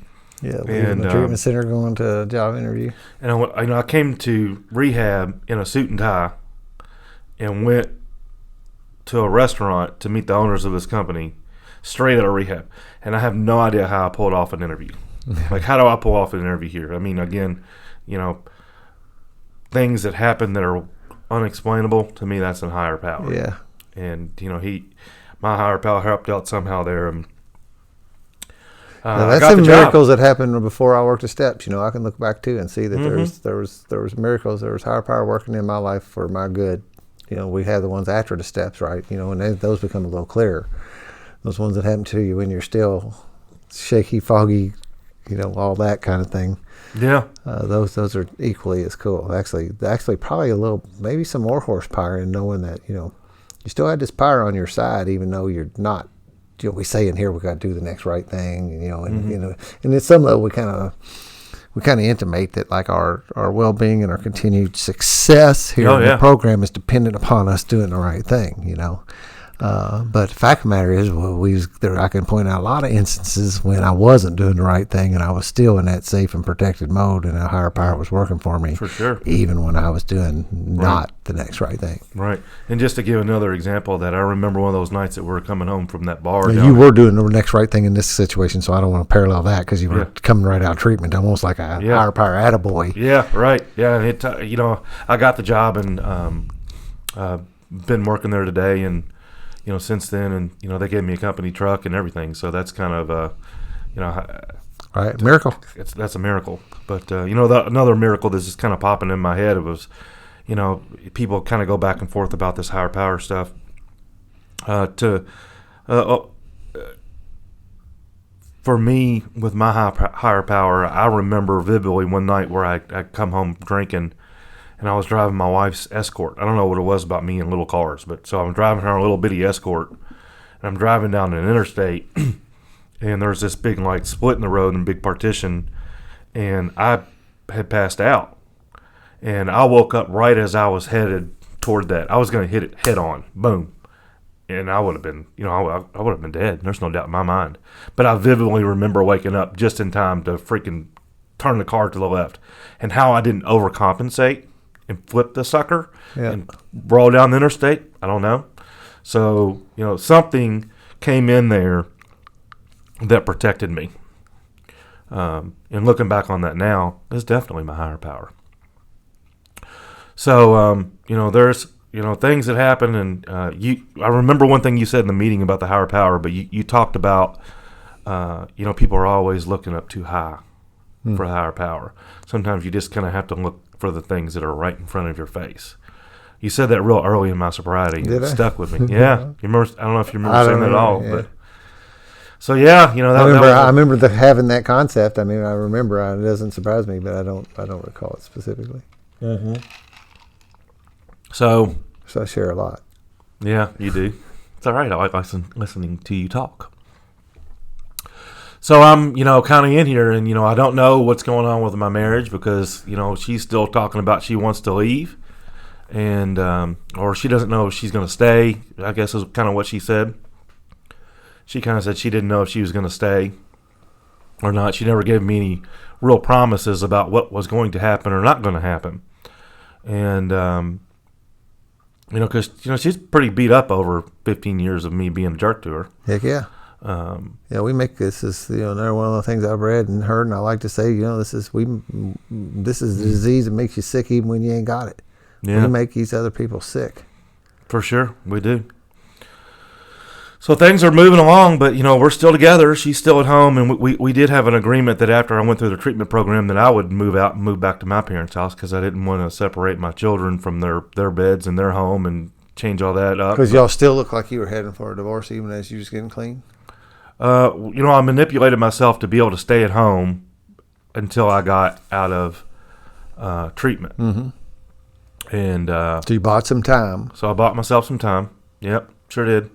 I didn't want to. My parents, like they were still living in a house out in Oldham County and toward LaGrange, and it was half an hour, and I didn't want to have to get up that early to back and forth, and it was going to be too much, and I don't know how, but I talked my way into sticking around until I got out of IOP, and then after that, I continued to stick around. And we just kind of kept going, and things were really looking up, and I had I was 30 days sober, 45 days sober. I had a sponsor at that time that I was working with, and we weren't really doing much step work, but I was calling him every day and so forth, and I was working the program to the best that I knew how to work it at the time. And I wasn't skipping my meetings. I was still going to a big book study, doctor's opinion on Thursday nights. Monday nights I had a meeting. Wednesday nights I was kind of traveling around to some places. I was going on Sundays. I was going to 4 or 5 meetings every week and juggling, kids and all the activities and working, and I was really making an effort to fit it in because one thing that Christopher taught me was that you have to put the program before anything else, and I had to do that. I knew that your recovery has to come first. Yeah, recovery had to come first, and I realized at that point I had a problem, so I had to put my recovery first. Let's see. So I did it, and I started having my first sponsor and I. We were not a fit for each other, and I got a temporary sponsor, and then he kind of carried me for a little while. And but that's the cool thing about this program and sponsorship. I don't know if anybody's talked about it, but my first sponsor and I we didn't work out, but that was okay. We still talk. We're still friends. We still, there was no. Doesn't have to be any animosity. There wasn't any animosity. Have to be anything. Yeah. We get a little wound up about that. And it's a perceived thing. And the fact of the matter is, no, man, you can move on and you can maintain relationships, and people don't get butthurt about it. No, and he was a If they do get butthurt around them, I've always said, the fact of the matter is, if they get butthurt about it, you were right when you moved on for sure. Yeah, well, yeah, maybe so, but I didn't have that experience with That's not with been my first experience sponsor, and to this day, I still really enjoy when he shares. And it's not someone that's in our circle. It's in a different meeting group that I go to. But because that's really what attracted you in the first place. Was hearing it. Yeah. He always says that I have a disease that's let's see if I can put this together: chronic, progressive, and fatal. Right. And that disease for him wasn't alcoholism. It was he's a diabetic, and he related to that to alcoholism. And he always had all these wisdom things that he would say that I really kind of generated myself through, and I liked what he said. I related to him, so that's what attracted to me to be a sponsor. So things are moving along.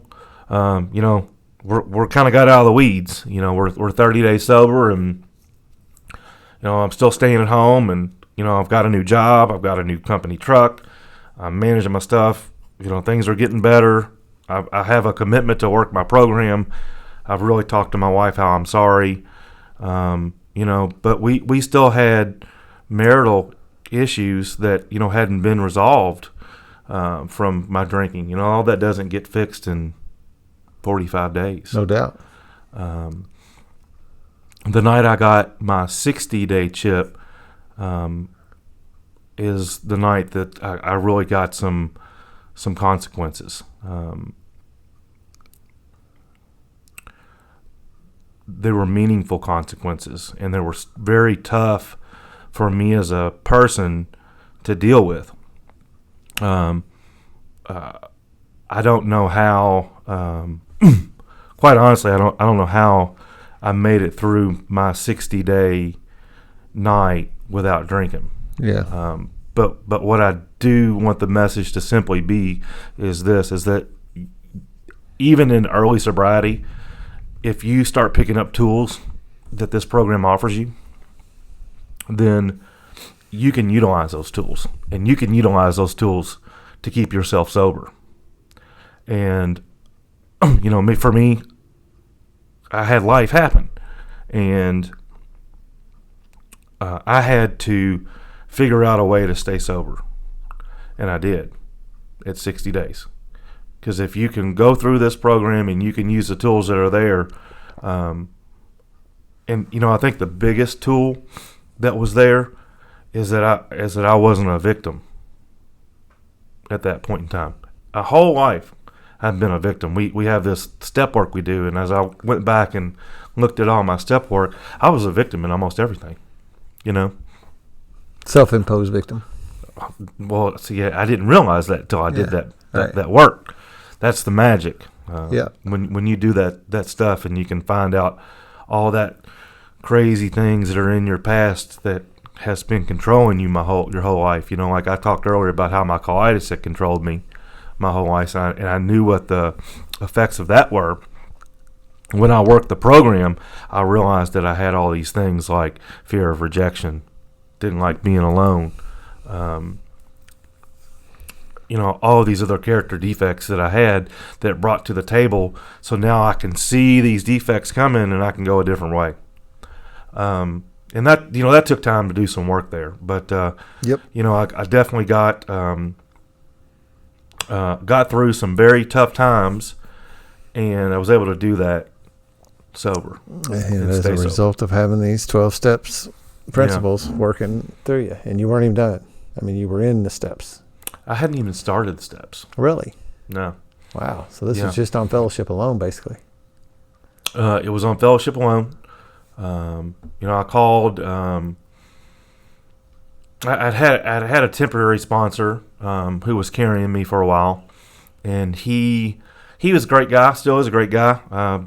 He liked to eat ice cream and go to bed about 9:30.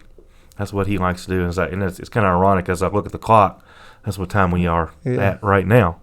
But he would, he would eat ice cream at 9:30 and go to bed. Well, with my home life and kids and activities and blah, blah, blah, I may not get home until 9:30, 10 o'clock.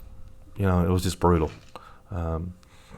So he carried me, and then after I got some consequences, excuse me, I called Christopher, and I said, I kind of told him what happened, and my ass was on fire, and I told him I needed a new sponsor, and I needed some help, and he goes, okay, well, I've got this guy that I know that's in the program that I think would be a great fit for you.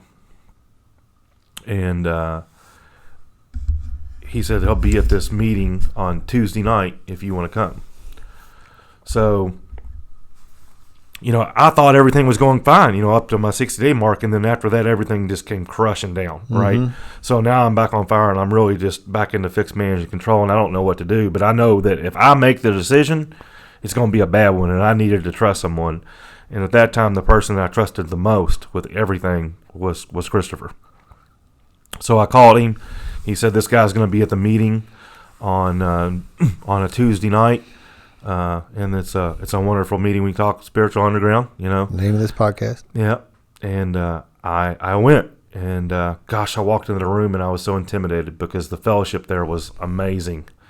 All these guys were hugging and loving on each other, and they were all happy and smiling and laughing, and there was this energy that was weird. I could feel it. I didn't know what it was.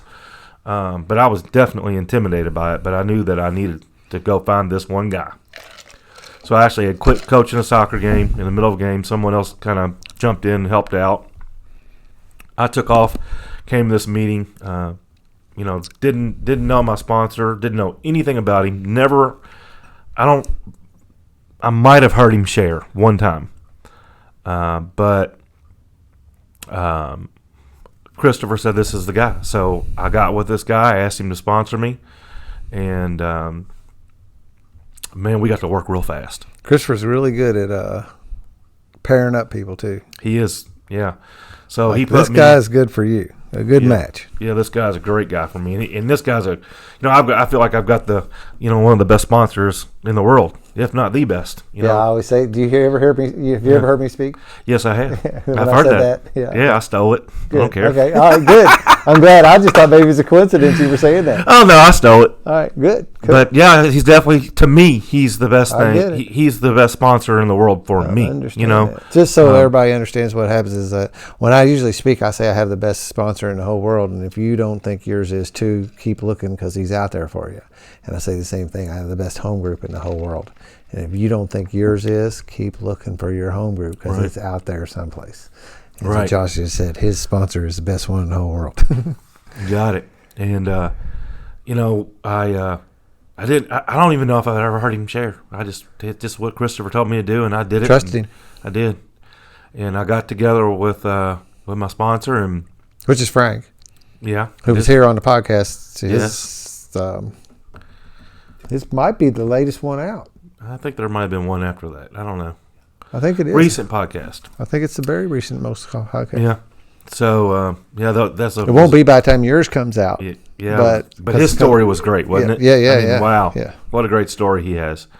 And, I want to say something about that. And I think that's worth saying here, too, because you do see that. And I think that's a story worth telling here is that, to see this lineage of these people so that our listeners and stuff can connect these people and they see, like, why, that Frank, and you can tell that because when he shared here, you could tell what, it's not missing what he's got, right? No. You can pick that energy up out of Frank really quickly. Oh, yeah. And obviously, he's delivered you something of value, right?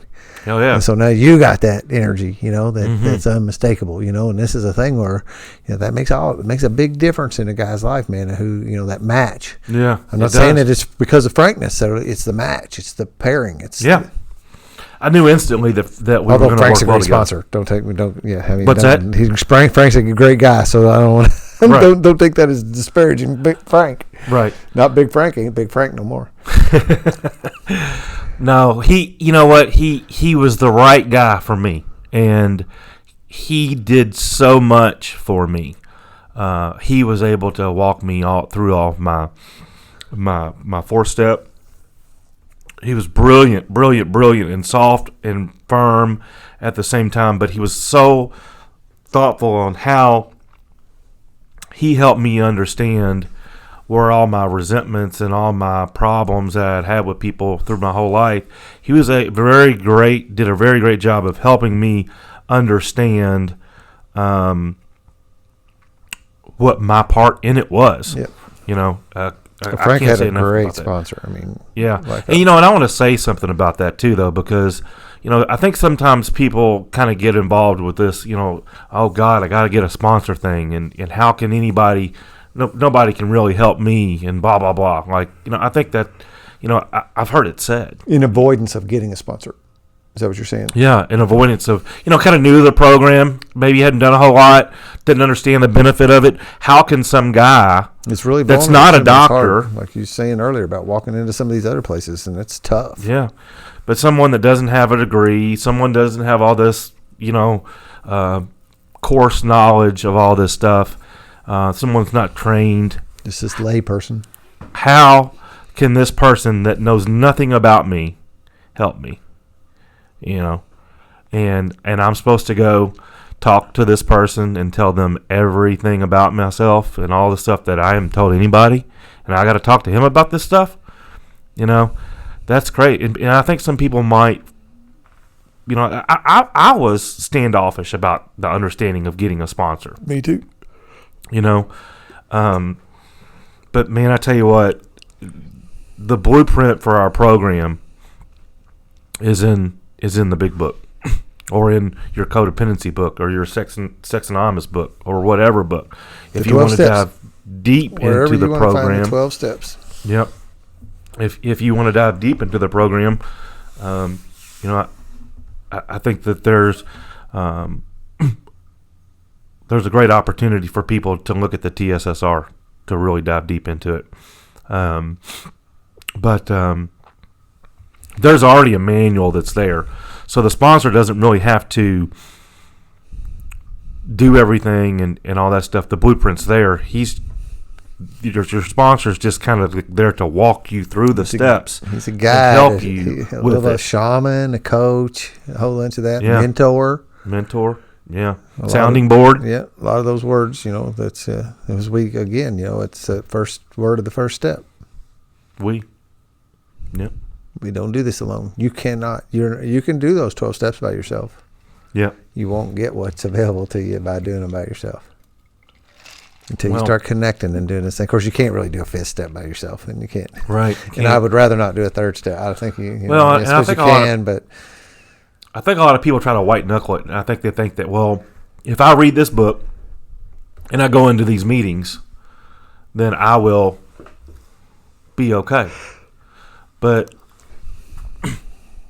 the key to recovery, our path to recovery, is the 12 steps, and working them and practicing the principles and implementing them in your life from this point forward. Yeah. That is the key to this thing. Yeah. And we say it in no uncertain terms. No uncertain terms. Yeah. Step 12, having had a spiritual experience as a result of these steps, we try to carry this message to others and practice these principles in all our affairs. You know, that's one part of my program that I'm really missing. That's one part I want. Sponsorship. I'm really hear a lot of people talk about it's where all the juice is, man. I don't know where all the juice is, but because I get some pretty good juice now. You know, I mean, I get great juice off of this buckle stuff. up, Buttercup.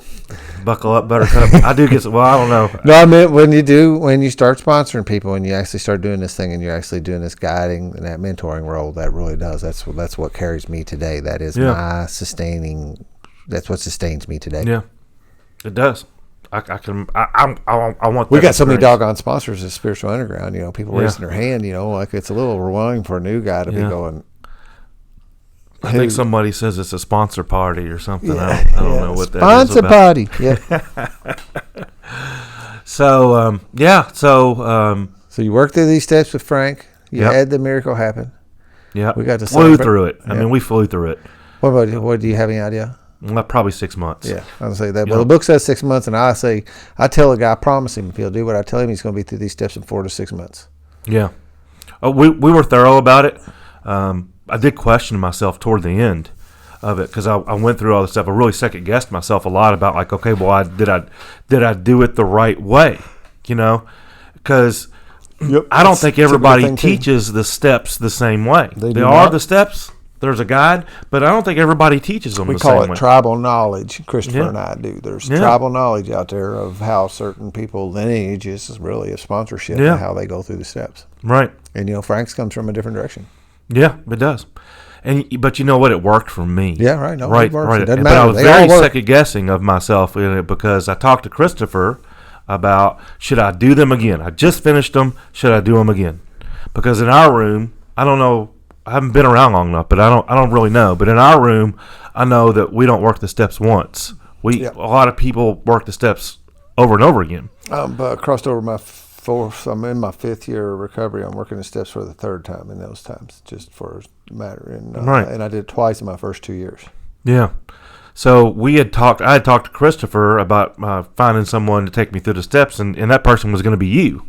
Do you remember us talking about that? Yep. Do you remember that? Yep. So, but I hit the pause button on it for a little while. Kind of wanted to sit here and let it sit, and we'll come back to it. Yeah. We'll come back to it. I mean, and that's another thing. And I watch some guys that'll do and I know one guy that seems to just do the steps like one after the other, after the other, after the other. And sometimes, it's a lot of times with different sponsors. And I don't see any real problem with that. Yeah. But I frankly, this gets a little dangerous territory. I frankly don't think I need to do that. Now, I do need to keep on working them, but not end to end, like chain smoking cigarettes. Right. I don't need to chain smoke the steps. But I'm not saying, man, if this guy wants to do that, there's certainly no freaking harm in it. It just seems like a lot of work. And I'm not sure what you get, I begin to question what value that is, because then that starts getting to be like you're saying. Then I start getting in this little bit of a rut where maybe I think I didn't do it right last time, so I'm going to do it again, and I'm going to do it again. And then there's no perfection in this. We also say, this is not a perfection business. Right. So if you're hunting for that perfect trip through the steps, right, that's going to solve all your problems. Never going to happen. Yeah. Right. And man, I need to coast a little bit between them. Build up some new resentments to put on a forklift step next time. I need some time to do that. Well, one of the things that was very intimidating to me about the first night that I came to Spiritual Underground was how close everybody is in that room. True. I mean, my birthday night, my mother and father came, my wife came, all my kids came, and they were blown away by. I mean, there was probably 100 men in the room in that night. Because as birthday nights get bigger, and on a general night, maybe we have 50. And we're all hugging each other and we're loving each other, and that creates an energy in a room. Mm-hmm. I really believe that's where it kind of starts. There's a buzz in that room as it's filling up. You can feel it, man. By golly, you can feel that. I leave out of that meeting so amped up, it's crazy. But, golly, where was I going with this? See, this is this alcoholism stuff right here. Yeah. It's the camaraderie that you just can't explain, man. Yeah. I mean, people are just tight and supportive to one another. I mean, I've had a number of things. I'm going through one of them right now. It's not easy, And I know, today I actually lean, like you said something about that trust fall today. Yeah. What was you say? Say it again. Is it a trust fall? Trust falls, where if you fall backwards and you just trust these people to catch you. Yeah. This morning I woke up, man, and I just fell back into your guys' arms. Yep. I said, here the fuck I am. Yeah. I hope y'all gonna catch me again, because I need it. I'll tear up talking about it, man. For sure. But that's the thing that's so connecting to me in this group is because, number one, if we're bullshitting, everybody knows that you're bullshitting. The bonds are tight, Yeah, you really don't get away from much around here. And I think that if when I start being really irritable and discontent and restless again, and I start having all these fires in my life, that people will know. And I think somebody will. As long as you stay plugged in. Yeah. That's one of the problems, and that's one of the disease will walk you away, so we don't see you anymore. Yeah. I always said my sponsor has a thermometer in my mouth. Yeah. And he's constantly taking my temperature. Yeah. As long as I stay in contact with him, he can kind of look at the thermometer and yeah, he's doing all right, Yeah. And then that ain't looking so good today. What's up with you? Well, right, for sure. And it's just, I think that there will be a time there that people, you'll know when you know. I definitely feel that way. And I think that, another thing that I kind of wanted to touch on real quick is that, maybe your opinion a little bit on this too, but I don't know if I feel like every alcoholic or addict knows that they have a problem when they're in the madness. What do you think? Did you know you had a problem when you were in the madness? Yeah, that's a double-edged thing, man. There was times where I looked at myself in the mirrors and stuff, especially when I was getting really sick towards the end. Mm-hmm. And there was times I remember when I wasn't so bad, looking in the mirror and telling myself, and like I got a beer in my hand. I was a beer drinker. That, like acceptance is the answer to all our problems today. I just accepted that this is what I was going to do the rest of my life, was drink beer. I remember saying it to people that, I was going to smoke pot the rest of my life. Now that eventually I stopped because I like to party. Right. Pot put me down for the count, so I stopped smoking pot after a while. Like stuff that kept me up. But did I really know? No, it's like that head knowledge versus heart knowledge thing. So I get what you mean. That there's a lot of people that don't know it, and I certainly. So my answer really is yes. I knew I had a problem. Did I want to admit that I had it? No. Yeah. Not really. But the flip side, I think, where you're going is that like a lot of people don't. And what I really needed was a mirror turned around on me. And that's kind of what a sponsor does to me. Yeah. And my support group and that kind of thing. But mostly my sponsor the first time around holds a mirror up for me and points at me and says, see, there's you are. Yeah. See the things you're doing? Like you said. See, I thought I drank like everybody else. Yeah, me too. Yeah, I went so if I drank like everybody else, then I didn't think I really had a problem. Right. I would go into Applebee's to eat, and everybody else had 4 beer bottles on their table too. Right. And kids. Yeah. But actually once I got sober, I started looking around and I was like, yeah, not really. Yeah. They really don't. Yeah. Things changed. Wow. So I don't know. That was, so you said, one thing you said at first you was worried about us actually getting 2 hours of time, and we're at 1 hour and 51 minutes now. Nice. Yeah, so we're going to wrap up pretty quickly because I do like to keep them up around the 2 hour mark. But what I do want to make sure that we talk about, if you got any more, I know you shared some of these miracles and some of these high points. Yeah. Well, yeah. I mean, I say a lot that I walked through hell and came out pissing rainbows. Yeah. Because I don't know where my marriage is going right now, but I can tell you it's on a much, much firmer ground today than it was before. And you have to keep in mind there's 15, 20 years of drinking and alcoholism there. And you're all seeking some help too, right? Some outside help? Yeah. Yep. We definitely are doing everything that we can to make sure this is going. And she's got some stuff she's doing, and I've got some stuff that I'm doing. And the blessings are very much apparent that things are getting better. It does cause a problem though sometimes because she kind of got used to me going right, fussing at her all the time about dumb stuff. She got used to that, and then when I went left, she didn't know what to do when I went left. You're not. Yeah, like you're disengaging, sort of. Yeah. Almost like what some kids say. So there's this things about some kids that says like they will attract negative attention because negative attention at least is some attention. Yeah, for sure. I remember, maybe a month or two ago, she kind of gets real tired during a certain time of the month, and she'd come home from work and watch TV, and she would pass out on sleep, and I was going out in the hot tub, and I started that fear of rejection just popped up immediately. She didn't want to be with me. All this stuff's going on. She's thinking about leaving again. Blah blah blah. I'm not getting all of it was there, and I was feeling a certain way, and I didn't know what it was, and I just kept it to myself. But then she could tell there was a problem. Before, I would have lit into her quickly. But I waited, and I tried to figure out. And it took me some time to realize that, come on, quit being a jerk. She's getting tired for a reason. Yeah. We have 3 kids. She works all the time, and she had some stuff she was, dealing with at the time. And it was my fault. It was my fear of rejection. And it took me 3 or 4 days to put that together. But I paused. But when I paused, she freaked out because I went left instead of ripping her head off. Yeah. So the dance does change, and it doesn't get better overnight. But what I can tell you is that I'm very much involved with my children and my wife, and I'm present. And actually, there's a difference between being there and being there. And now I am with my kids. I'm coaching soccer, I'm coaching basketball. We have 75 things going 100 different directions, and time management is of the utmost priority for my family and I.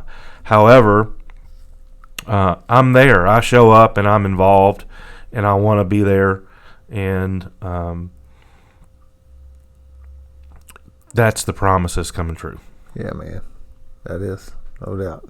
We have a friend that always says part of his recovery is being present for his family as far as participating in his recovery. That's right. Yeah, man. We're at hour 54. You want to go? I told this from Steve Ranelli. You got any concluders? Thank you, Mr. Final Mike, thoughts? for coming to hang out, listen to my story. Thank you, Dan, for leading me I'm through really it, because I glad. had no idea where I was going to go. I hope my story relates with somebody. My It story will. relates to someone. Check There's out. somebody needs to hear every one of these stories, man. There are. Sure. There's like these doppelgangers out there in the world that, for whatever reason, we're not all that different. Yeah.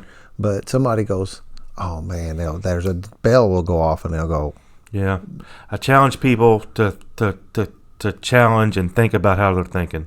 Because if you're walking around thinking negative and critical all the time, I thought that's the way it was supposed to be. yeah, That's not the way everybody is. Nope. But that's the way I was. And there was this guy who had a doctor's opinion of a big book study, and he talked about, in our book it says take inventory at the end of every day. And he talked about how he took inventory after every activity he did, so it would make sure that he had a positive mindset. every time he and changed locations, I think is the way I heard him say it once. So like when he left here, Correct. he'd do a little inventory, and then when he left the next place he was at, he'd do a little inventory. Did I leave any? A real favorite guy of mine is David G. I listen to a lot of his meditations.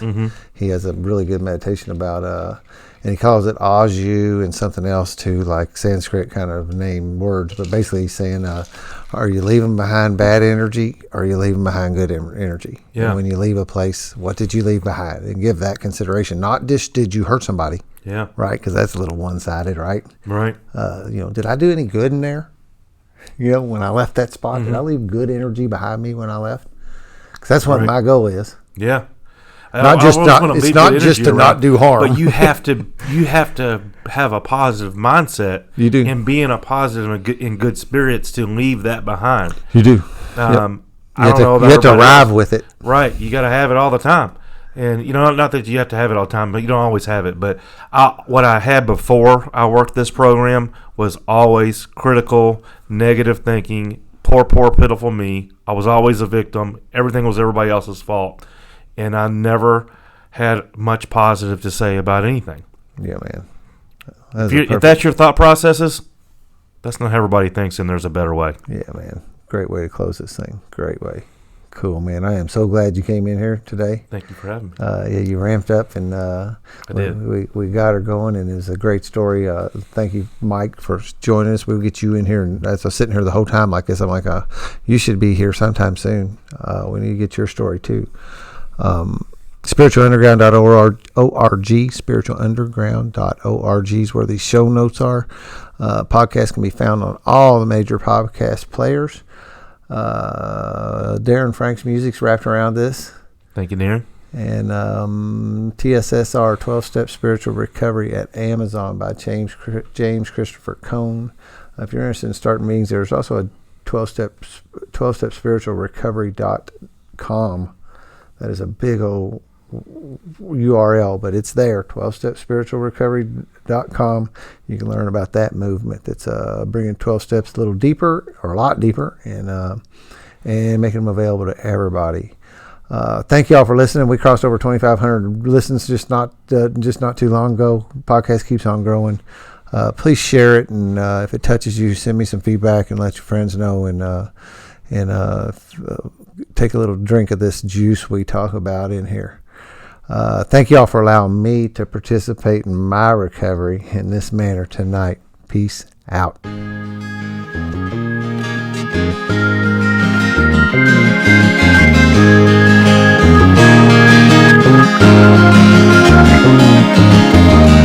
You give your love and the selfish they just take, not concerned about the heart that they will break. The hurt you feel inside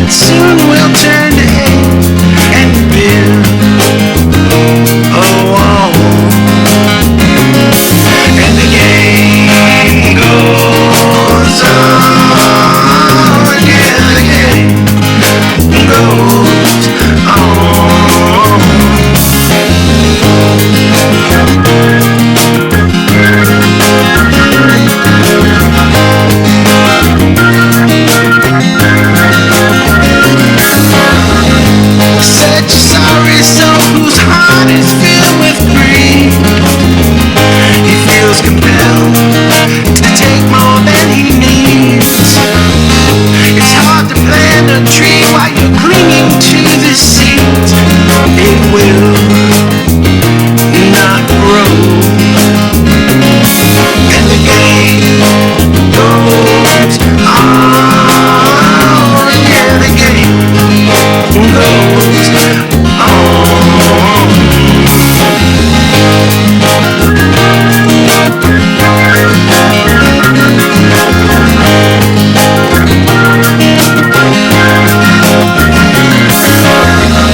Afraid to lose it all, so you start to deceive. The lies get so thick, you don't know what to believe. In the end, it's yourself that you mislead. You just cry wolf, and the game goes on. Yeah, the game goes on.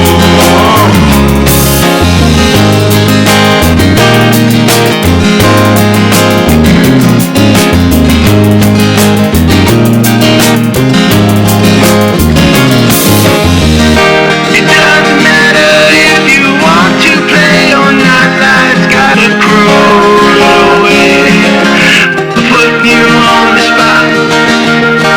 Lace up your boots and give it all you got. It's time to play the game.